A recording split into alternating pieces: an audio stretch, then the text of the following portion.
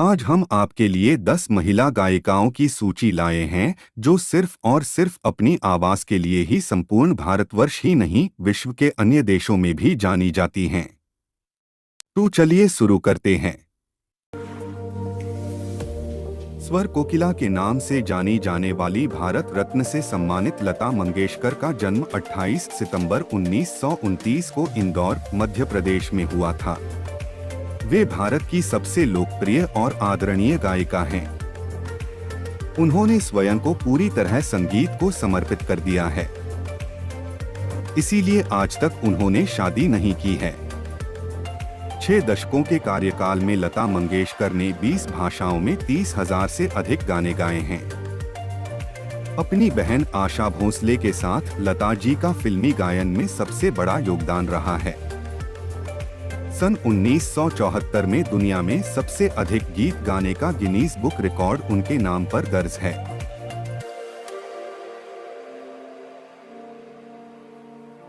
हिंदी फिल्मों की मशहूर प्लेबैक सिंगर आशा भोसले, जिनको हम सब आशा जी और आशा ताई के नाम से बुलाते हैं, का जन्म 8 सितंबर 1933 को महाराष्ट्र के सांगली में हुआ।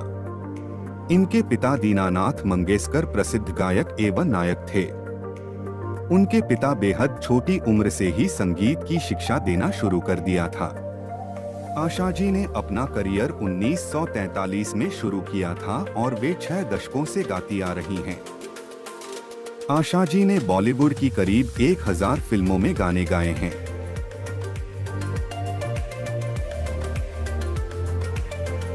उषा मंगेशकर मशहूर गायिका लता मंगेशकर तथा आशा भोसले की छोटी बहन हैं और हिंदी फिल्मी गीतों की पार्श्व गायिका हैं। उषा मंगेशकर 15 दिसंबर 1935 एक भारतीय गायिका हैं, जिन्होंने कई हिंदी, बंगाली, मराठी, कन्नड़, नेपाली, भोजपुरी, गुजराती और असमिया गीत रिकॉर्ड किए हैं। उषा की चित्रकला में गहरी रुचि है। वह अपने प्रसिद्ध गीत मुंगड़ा और मराठी फिल्म पिंजरा के गीतों के लिए जानी जाती हैं। उन्होंने दूरदर्शन के लिए संगीत नाटक फूलबंती का भी निर्माण किया था।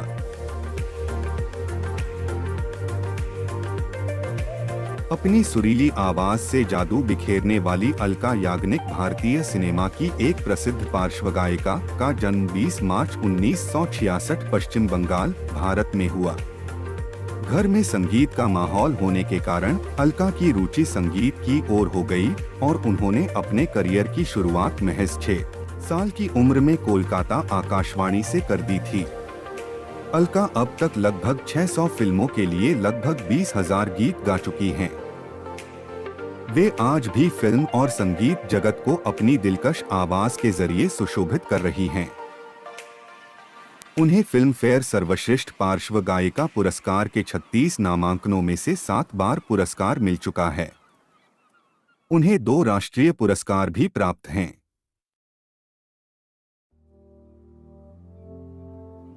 सुरीली आवाज की मल्लिका श्रेया घोषाल एक भारतीय पार्श्व गायिका हैं।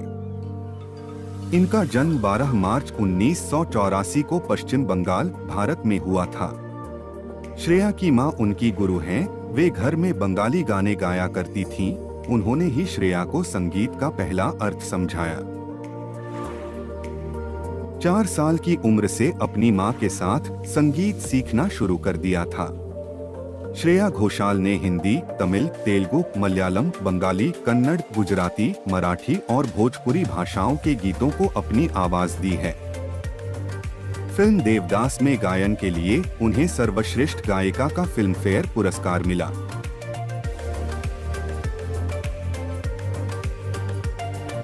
अपनी दमदार आवाज के लिए मशहूर 8 नवंबर 1947 को मुंबई में जन्मी उषा सन 1960 से फिल्मी, पॉप और प्लेबैक सिंगिंग करती हैं। 2012 में उन्हें 7 खून माफ फिल्म के लिए फिल्म फेयर पुरस्कार से नवाजा गया।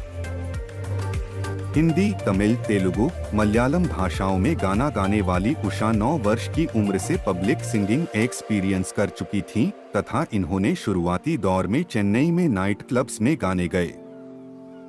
1968 में इन्होंने जम्बल्या, और ग्रीनबैक डॉलर्स 2 अंग्रेजी पॉप सॉन्ग्स भी गाए। 70 और 80 के दशक में इन्होंने R.D. बर्मन साहब और बप्पी लाहिरी के लिए भी इन्होंने गाने गाए।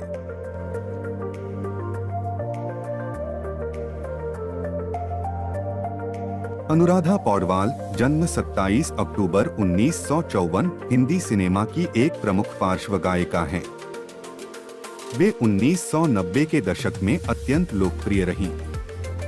इन्होंने फिल्म कैरियर की शुरुआत की फिल्म अभिमान से, जिसमें इन्होंने जया भादुड़ी के लिए एक श्लोक गाया।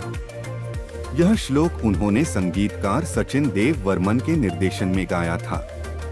उसके बाद उन्होंने 1974 में अपने पति संगीतकार अरुण पौडवाल के संगीत निर्देशन में भगवान समाये संसार में फिल्म में मुकेश और महेंद्र कपूर के साथ गाया।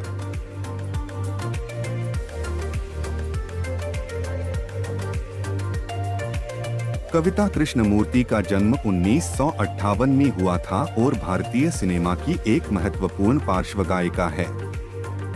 कविता जब 8 साल की थीं, तो उन्होंने एक गायन प्रतियोगिता में प्रथम पुरस्कार जीता। तभी से वह बड़ी होकर एक मशहूर गायिका बनने का सपना देखने लगी थीं। 2005 को उन्हें पद्मश्री से पुरस्कृत किया गया। कविता को 4 film fair best female playback singer awards से सम्मानित किया गया। उनके लिए एकोलेट्स में स्टारडस्ट मिलेनियम 2000 अवार्ड्स में best singer of the millennium award, अंतर्राष्ट्रीय हिट फिल्म देवदास से डोला रे डोला के लिए जी सिने अवार्ड 2003 में मिला है। साधना सरगम जन्म 7 जुलाई 1962, असली नाम साधना पुरुषोत्तम घाणेकर, भारतीय सिनेमा में काम करने वाली महिला पार्श्व गायिका हैं। साधना 4 साल की आयु से गाने गा रही है। विश्वात्मा के 7 समुंदर पार गाने से उन्हें ख्याति मिली। उनका जन्म महाराष्ट्र के दाभोल में संगीतकारों के परिवार में हुआ। पहला नशा पहला खुमार, दर्द करारा, साईं राम साईं श्याम साईं भगवान, बिन साजन झूला झूलूं, धीरे धीरे आप मेरे, चंदारे चंदारे, हमको मालूम है, माही वे क्या मौसम आया है, सलाम इश्क, अंगना में बाबा, मेरी नींद मेरा चैन, तेरा नाम लेने की तुझसे क्या चोरी है, आइए आपका इंतजार था, सुनो मियाँ सुनो, एतबार नहीं करना, उनके मशहूर हिंदी गीत है। उन्होंने लगभग हर भारतीय भाषा में गाने गाए हैं।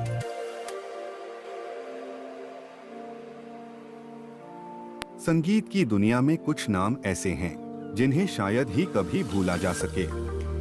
इन्हीं में से एक नाम है फाल्गुनी पाठक। फाल्गुनी संगीत और गायकी की दुनिया का वो नाम है जिन्होंने 90 के दशक में लड़कियों को प्यार करना सिखाया और अपनी बेहद सुरीली आवाज से उनके दिल की आवाज बन गई।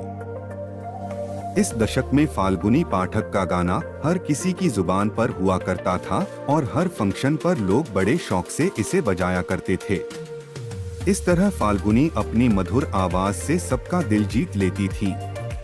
इस जमाने में उनके कई गाने हिट रहे और इनका जलवा भी काफी समय तक बरकरार रहा। मैंने पायल है छनकाई, याद पिया की आने लगी, बोले जो कोयल बागों में और गोपिया जैसे गानों ने खूब वाहवाही बटोरी थी। उस समय में कोई ऐसा टेप और रेडियो ना होगा जिस पर फाल्गुनी के ये गाने ना बजे होंगे और स्कूली फंक्शन में लड़कियों ने इस पर डांस ना किया होगा। वीडियो अच्छा लगा हो तो वीडियो को लाइक करें, हमारे चैनल आर्या धर्मेश से जुड़ने के लिए सब्सक्राइब करें, कमेंट और शेयर करें।